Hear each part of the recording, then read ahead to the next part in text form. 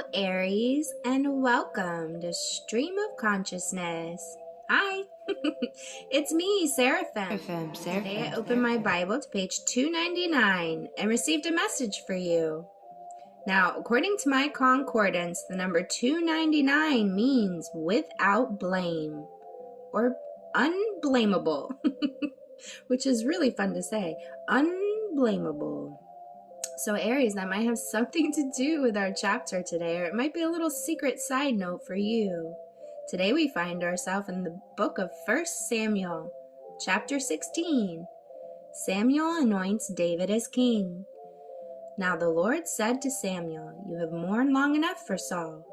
I have rejected him as king of Israel. So fill your flask with olive oil and go to Bethlehem. Find a man named Jesse who lives there, for I have selected one of his sons to be my king." But Samuel asked, "How can I do that? If Saul hears about it, he will kill me." "Take a heifer with you," the Lord replied, "and say that you have come to make a sacrifice to the Lord.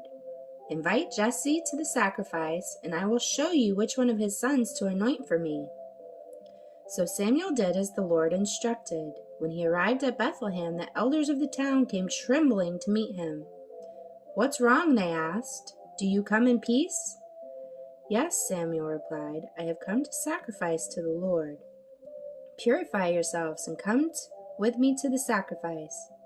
Then Samuel performed the purification rite for Jesse and his sons and invited them to the sacrifice too.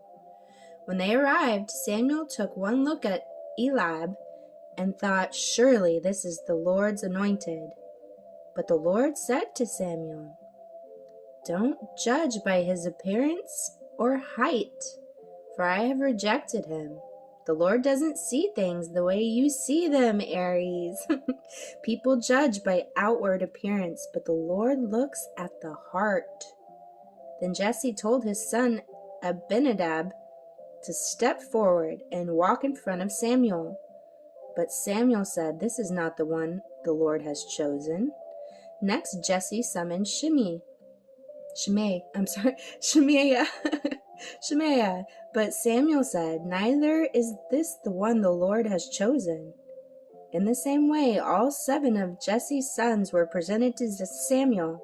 But Samuel said to Jesse, "The Lord has not chosen any of these." Then Samuel asked, "Are these all the sons you have?"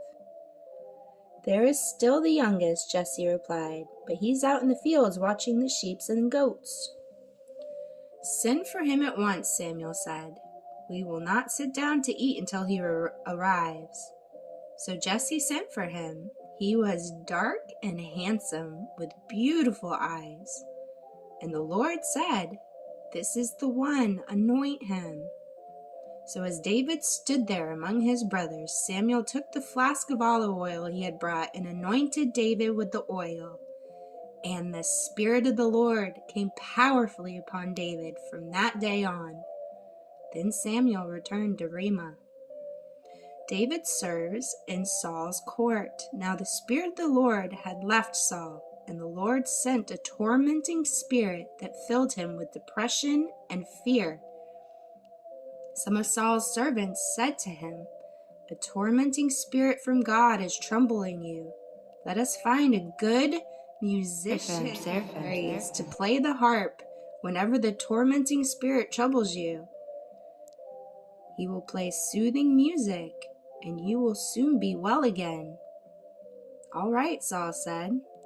Find me someone who plays well and bring him here." One of the servants said to Saul, "One of Jesse's sons from Bethlehem is a talented harp player. Not only that, he is a brave warrior, a man of war, and has good judgment. He is also a fine-looking young man." And the Lord is with him. Amen. So Saul sent messengers to Jesse to say, "Send me your son David, the shepherd." Jesse responded by sending David to Saul, along with a young goat, a donkey loaded with bread, and a wineskin full of wine. So David went to Saul and began serving him. Saul loved David very much, and David became his armor-bearer.